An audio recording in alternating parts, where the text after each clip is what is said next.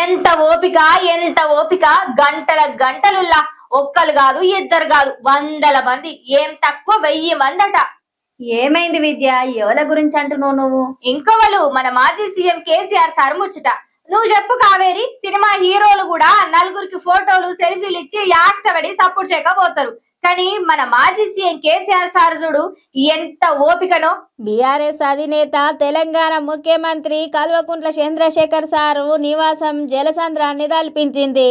తమ ప్రియతమ నేతను చూసేటందుకు, ఆయన ఆశీస్సులు తీసుకునేటందుకు రాష్ట్ర వ్యాప్తంగా అభిమానులు, పార్టీ శ్రేణులు భారీగా తరలిచ్చిరన్నట్టు.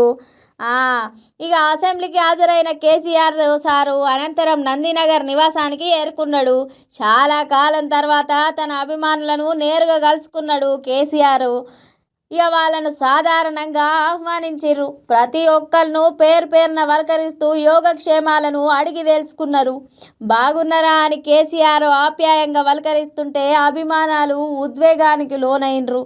తమ నేత మాటల్లోని ఆ పాతవాడి వేడి, అదే ప్రేమను చూసి వారు తన్మయత్వంతో మునిగిపోయిరు. తెలంగాణ తెచ్చిన నాయకుడిని చూసేందుకు పెద్ద ఎత్తున వచ్చిన వారితోటి నందినగర్ వీధులన్నీ కిటకిటలాడినాయి. కేసీఆర్ ఇంకా తమ గుండెలేనే ఉన్నారని, ఆయన నాయకత్వం రాష్ట్రానికి నిరంతరం అవసరమని ఈ సందర్భంగా అభిమానులు నినాదిస్తూ తమ ఆకాంక్షను చాటుకున్నారల్లా.